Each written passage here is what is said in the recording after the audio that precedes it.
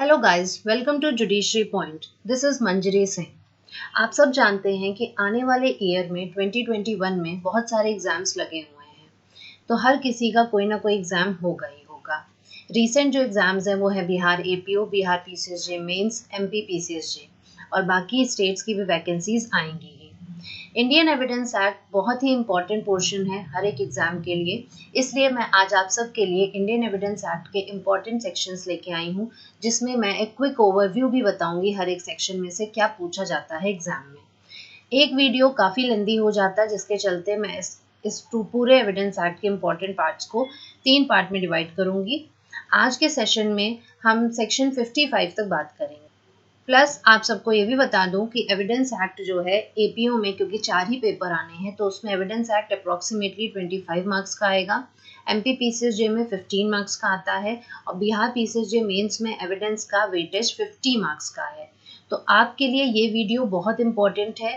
Plus आने वाले series जो रहेंगी एविडेंस एक्ट की, आप उसको भी ज़रूर फॉलो करिए और इन सेक्शंस को अगर आप अच्छे से थॉरली पढ़ लेंगे तो आपके ये बहुत ही अच्छे स्कोर बनाने में हेल्प करेगा। चलिए फिर आज का लेक्चर स्टार्ट करते हैं। इंडियन एविडेंस एक्ट 1872 का है। इसमें 167 सेक्शंस हैं, 11 चैप्टर्स हैं और एक शेड्यूल है जो कि रिपील हो चुका है। ये चीज़ इंपॉर्टेंट है, आपको याद रखनी है। 167 सेक्शंस, चैप्टर 11 है टोटल और लास्ट के चैप्टर में सिर्फ एक सेक्शन है। ये इंपॉर्टेंट है, पूछा जाता है।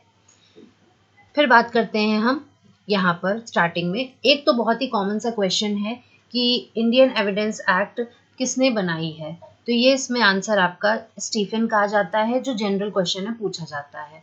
उसके बाद बेयर एक्ट पर अगर हम आए तो प्रियम्बल में आपको ये पता होना चाहिए कि इंडियन एविडेंस एक्ट जो है ये कंसोलिडेट, डिफाइन एंड अमेंड की बात करता है। बाकी जगह कंसोलिडेट और अमेंड है, इंडियन एविडेंस एक्ट में डिफाइन वर्ड भी दे रखा है, तो ये आपको पता हो। दूसरा पार्ट 1 यहाँ पर स्टार्ट हो जाता है, जो रेलेवेंसी ऑफ फैक्ट्स की बात करता है। तो यहाँ पर आपका 1 सेक्शन स्टार्ट होता है। इसको इंडियन एविडेंस एक्ट 1872 कहेंगे, ये हमको पता है। पूछा क्या जाता है यहाँ पर कि फर्स्ट डे ऑफ सितंबर को एनफोर्समेंट डेट पूछी जाएगी, ये आपको याद हो। दूसरा, ये कहाँ कहाँ किस चीज़ पर अप्लाई नहीं होता है, ये आपका सेक्शन 1 से पूछा जाता है, तो आपको ये पूरा एक्सटेंड पढ़ना ही पढ़ना है, ठीक है। एफिडेविट्स पर अप्लाई नहीं होगा, प्रोसीडिंग्स बिफोर एन आर्बिट्रेटर नहीं अप्लाई होगा। नेक्स्ट, इंटरप्रिटेशन क्लॉज अपने आप में पूरा इंपॉर्टेंट है। कोर्ट पूछा जाएगा, कोर्ट में कौन कौन इंक्लूडेड है। फैक्ट की डेफिनेशन पूछी जाती है, फैक्ट के इलस्ट्रेशंस यहाँ पर इंपॉर्टेंट है। नेक्स्ट, रेलेवेंट भी पूछा जाता है, फैक्ट एंड इशू भी पूछा जाता है। डॉक्यूमेंट में आपके ये इलस्ट्रेशंस इंपॉर्टेंट है, पूछ लिया जाएगा कौन सा है कौन सा नहीं है। एविडेंस में पूछा जाता है क्या क्या इंक्लूड करता है, ओरल एंड डॉक्यूमेंट्री वाला। Prove, disprove and not prove, ये आपको देखना है। सेक्शन 4 अपने आप में पूरा इंपॉर्टेंट है। May presume, shall presume, conclusive proof, as it is, ये पूरी डेफिनेशन पूछी जाती है। अच्छे से इसको पढ़िए क्योंकि बहुत जरा सा यहाँ पर डिफरेंस आता है।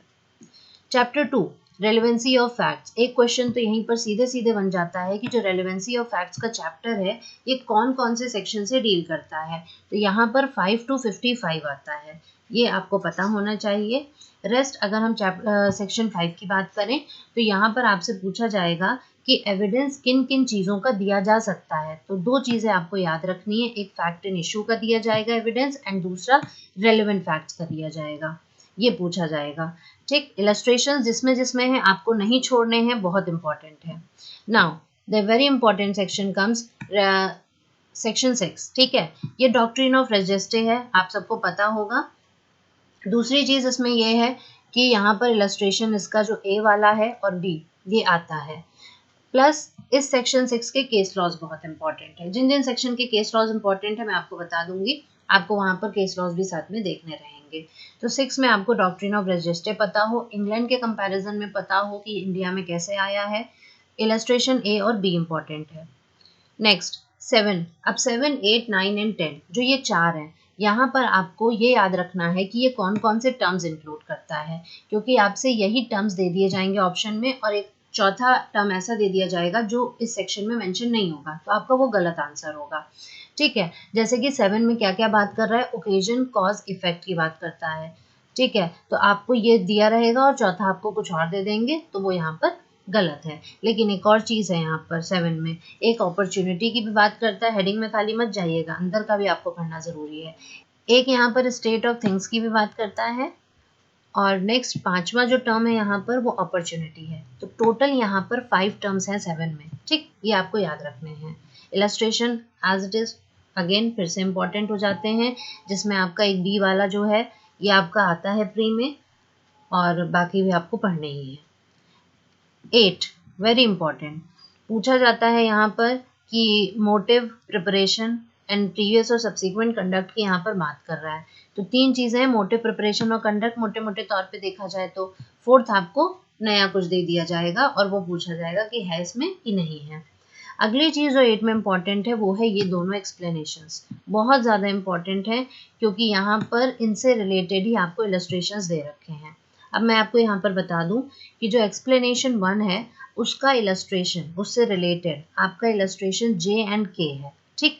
आपको ये पढ़ना ही पढ़ना है, जे वाला एंड के वाला। आप खुद देखेंगे क्वेश्चन लगाते टाइम कि ये दोनों इलस्ट्रेशन बहुत पूछे गए हैं और ये दोनों ऑलमोस्ट सेम ही है। नेक्स्ट एक्सप्लेनेशन 2 जो है आपका, ठीक है, उससे रिलेटेड जो इलस्ट्रेशन है यहाँ पर वो एक है एफ, नेक्स्ट है जी वाला एंड देन है एच। अगेन इम्पॉर्टेंट है, रेस्ट आप पढ़ने के लिए, समझने के लिए करेंगे ही करेंगे, ऐसा नहीं है कि आपको छोड़ देना है। सी वाला इलस्ट्रेशन भी बहुत पूछा जाता है, पॉइजन वाला, ठीक। मैं वो बता रही हूँ कि जो रिलेटेड है, जो आपके लिए वेरी इंपॉर्टेंट है। रेस्ट आप अपने अकॉर्डिंगली पढ़ेंगे ही पढ़ेंगे, जैसा आपको समझ में आएगा। सेक्शन 9, ये आपको पता है आइडेंटिफिकेशन परेड से रिलेटेड है, ये क्वेश्चन बन जाता है, ठीक। तो आपको ये पता हो कि एक्सप्लेन और इंट्रोड्यूस की बात करता है। एक और चीज़ जो इसमें है कि सपोर्ट और रिबट इंफ्रेंस, ये टर्म इंपॉर्टेंट है। आइडेंटिटी मैंने बता ही दिया, आइडेंटिफिकेशन परेड की बात करता है तो आइडेंटिटी आ जाएगा। नेक्स्ट फिर यहाँ पर फिक्स करता है टाइम एंड प्लेस। तो ये सारे टर्म्स आपको पढ़ने हैं अच्छे से कि क्या क्या बात कर रहा है। एंड एक और चीज़ है, show the relation of parties. Relation of parties करके भी इलस्ट्रेशन के फॉर्म में पूछता है, तो आपको पता हो कि ये किस सेक्शन से रिलेटेड है, 9 से रिलेटेड है। इलस्ट्रेशन अगेन यहाँ पर सारे इंपॉर्टेंट हो जाते हैं, लेकिन एक इलस्ट्रेशन जो बी है आपका वो ज़्यादा इंपॉर्टेंट है, ठीक। उसके बाद आपका जो illustration D, E and F वाला है वो इम्पॉर्टेंट है, डी वाला, ई वाला एंड एफ वाला, ठीक है। एज इट इज पूछा जाता है। इलस्ट्रेशंस आपको पढ़ने इसीलिए होते हैं क्योंकि यहाँ पर आपको एज इट इज आंसर जो बैरैक में दे रखा है वही मार्क करना होता है। फिर हम आते हैं सेक्शन 10 पे, ये कॉन्स्पिरेसी से रिलेटेड है। इसमें यहाँ पर पूछा जाएगा कॉमन डिज़ाइन, इंपॉर्टेंट है टर्म, कि कॉमन डिज़ाइन की बात करता है प्रीम के पॉइंट ऑफ व्यू से। ये सेक्शन आपका बहुत इंपॉर्टेंट है और आपको इसके केस लॉज भी पढ़ने हैं। Next section 11, plea of Ali by, ठीक। एक लॉयता क्वेश्चन जो बहुत इंपॉर्टेंट इस पे बनता है कि सेक्शन 11 किससे रिलेटेड है, तो ये doctrine of plea of Ali by है। और इसके चलते आपके ये दोनों क्लॉजेस भी आपको पढ़ने हैं। पहला जो इनकंसिस्टेंट टर्म लेके है वो आपको पता हो, एंड दूसरा कि यहाँ पर एग्जिस्टेंस और नॉन एग्जिस्टेंस को हाईली प्रोबेबल एंड इम्प्रोबेबल बनाता है ये सेक्शन। प्लस इसके जो दोनों इलस्ट्रेशंस हैं वो आपको पढ़ने ही पढ़ने हैं। उसके बाद 12 वाला इतना इम्पोर्टेंट नहीं है, डैमेजेस से है। आप एक बार नज़र दौड़ा सकते हैं, बहुत जनरली नहीं पूछा जाता है, एक्सेप्शनली पूछा जाए तो वो अलग चीज़ है। 13 वाला इंपॉर्टेंट है क्योंकि 13 राइट और कस्टम की बात करता है जब इन पे सवाल उठता है, और ये पब्लिक एंड प्राइवेट राइट्स दोनों पर अप्लाई होता है। एज इट इज ये कस्टम से ही पूछा जाएगा। 13 वाला आपको सेक्शन पता होना चाहिए। जिस तरह से सेक्शन 8 इंपॉर्टेंट था उसी तरह से सेक्शन 14 इंपॉर्टेंट है, क्योंकि यहाँ पर कई सारे टर्म की बात हो रही है। यहाँ पर एक तो स्टेट ऑफ माइंड की बात करता है, जैसे intention, knowledge, good faith, negligence, rashness, ill will और गुडविल, ठीक। ये आपको सारे टर्म पता हो। दूसरा स्टेट ऑफ माइंड और बॉडली फीलिंग, यानी कि एक तरफ ये साइकोलॉजिकल फैक्ट की बात कर रहा है स्टेट ऑफ माइंड की, दूसरी तरफ ये बॉडी और बॉडली फीलिंग की बात कर रहा है मतलब फिजिकल फैक्ट की। ये सारे टर्म्स आपको पता हो किसके किसके बारे में ये इंक्लूडेड है, क्योंकि यहाँ पर आपको ये मोटिव दे देंगे, और मोटिव हमारा सेक्शन 8 में है, सेक्शन 11 में सेक्शन 14 में नहीं है। तो इस तरीके से आपको ये टर्म्स अच्छे से याद हो। नेक्स्ट एक्सप्लेनेशन 1 इसका भी इम्पोर्टेंट है, एक्सप्लेनेशन 2 भी इसका इम्पोर्टेंट है। एक्सप्लेनेशन 1 के साथ यहाँ पर illustration O and illustration P पढ़ा जाता है, ठीक है।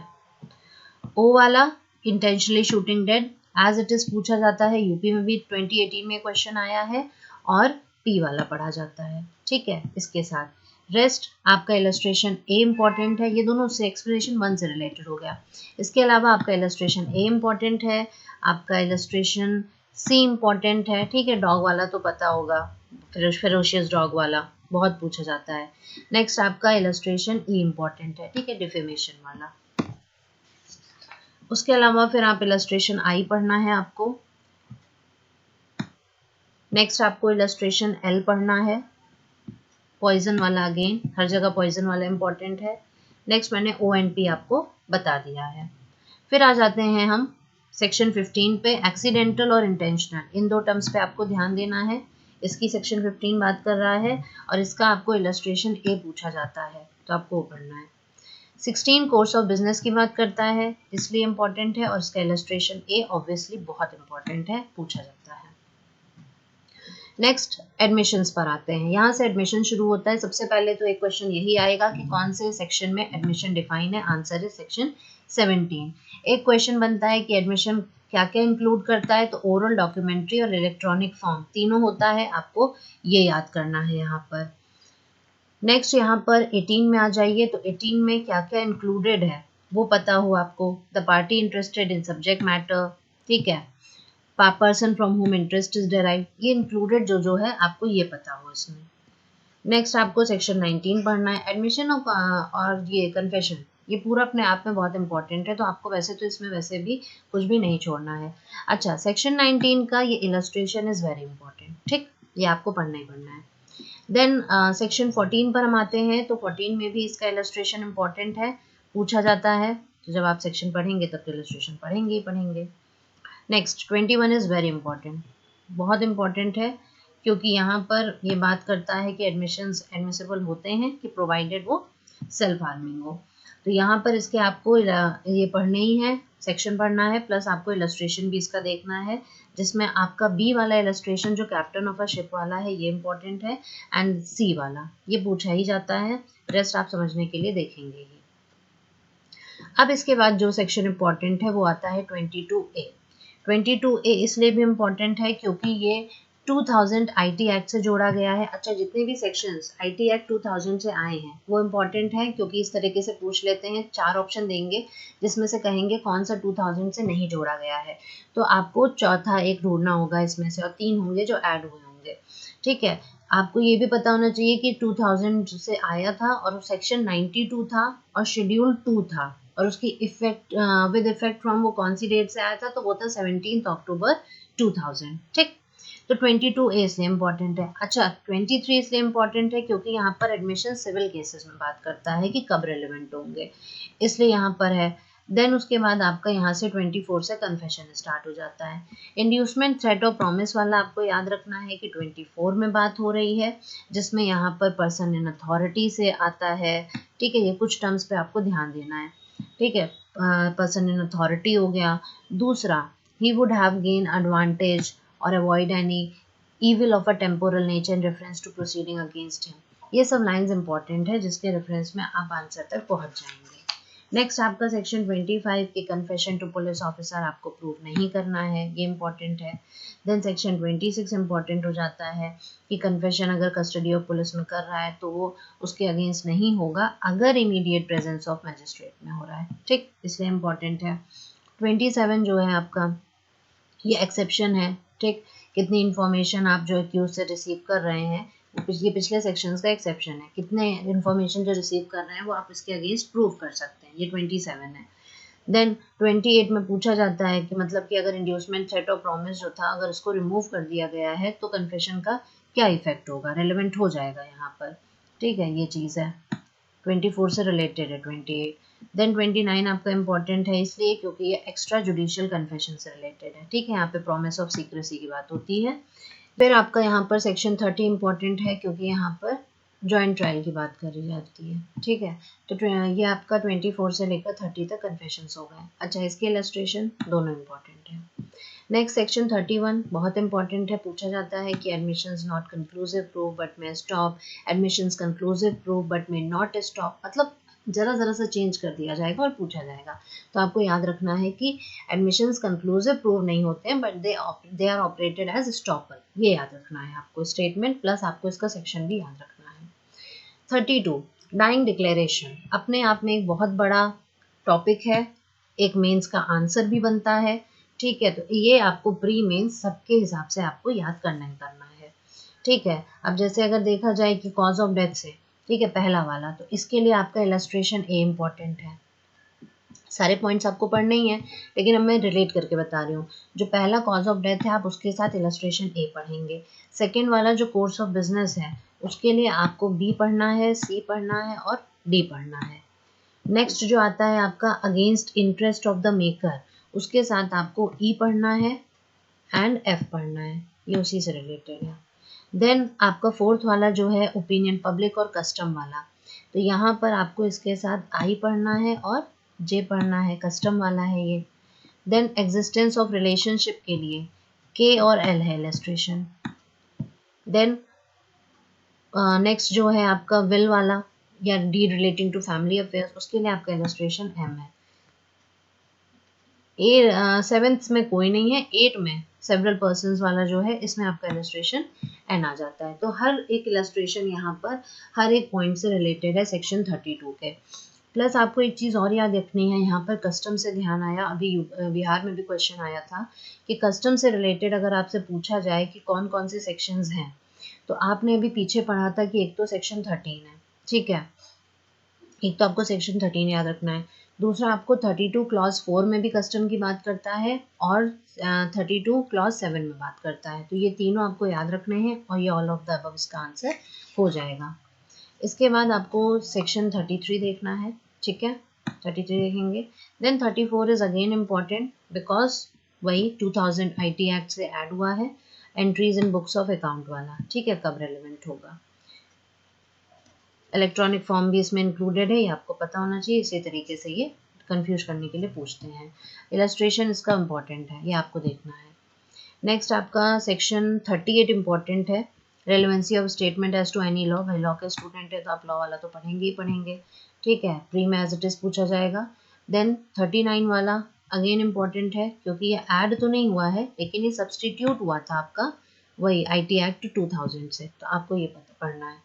देन 40 वाला आप सब लोग जानते हैं कि ये आपका डबल जियोपार्डी, रेस जुडिकेटा, इससे रिलेटेड है। तो इस तरीके से पूछा जाता है कि कौन सा सेक्शन जो है इंडियन एविडेंस एक्ट में जो उसके प्रिंसिपल को फॉलो करता है, रेस जुडिकेटा और डबल जियोपार्डी, तो आपको पता होना चाहिए सेक्शन 40। अगेन 41 इम्पॉर्टेंट है, आपको पढ़ना ही है क्योंकि ये प्रोबेट, एडमायरल्टी, मैट्रिमोनियल, इंसॉल्वेंसी, जुरिसडिक्शन की बात कर रहा है। 42 भी आपको पढ़ना है क्योंकि इफेक्ट और रेलिवेंसी बताता है जजमेंट ऑर्डर वगैरह की, जो 41 में नहीं दे रखे हैं। नेक्स्ट आपको देखना है सेक्शन 43, ठीक है, कब रेलिवेंट होंगे, और इसके इलस्ट्रेशंस बहुत इंपॉर्टेंट है। अच्छा, मोस्ट इम्पॉर्टेंट जो है यहाँ पर वो है एक तो इलस्ट्रेशन ए वाला, ठीक, एंड नेक्स्ट इज बी। अच्छा, बी यहाँ पर थोड़ा कंफ्यूजन आ जाता है एडल्ट्री वाले में, लेकिन है इसमें कुछ गड़बड़ है, लेकिन एज इट इज क्योंकि दे रखा है तो आपको वही पढ़ना है। आपको बेयर एक्ट आँख बंद करके फॉलो करनी है, उसमें कोई आपको कम ज़्यादा दिमाग ज़्यादा नहीं लगाना है, समझना है, समझने के लिए दिमाग लगाना है, लेकिन आंसर आपको वही मार्क करना है जो बेयर एक्ट में है। नेक्स्ट हम आ जाते हैं ओपिनियन ऑफ थर्ड पर्सन कब रेलिवेंट होंगे। 45 कौन सा सेक्शन ओपिनियन ऑफ एक्सपर्ट्स की बात कर रहा है, 45 बात कर रहा है, ठीक, ये बहुत इंपॉर्टेंट है, प्लस इसके केस लॉज इंपॉर्टेंट है, कौन से केस में क्या कहा गया था। 45A यहाँ पर इम्पॉर्टेंट है, वही सेम रीजन यहाँ पर, लेकिन 2009 के एक्ट से आया है, एग्जामिनर ऑफ इलेक्ट्रॉनिक एविडेंस का, ठीक। नेक्स्ट हम देखते हैं 46 भी इम्पॉर्टेंट है, ये पूरा चैप्टर आपको ओपिनियन ऑफ थर्ड पर्सन वाला पढ़ना है, ये इम्पॉर्टेंट है, और उसके साथ साथ आपका इलस्ट्रेशन भी इम्पॉर्टेंट है।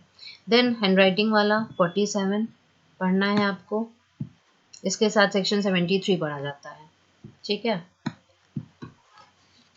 सेक्शन 73 इसके साथ पढ़ा जाता है।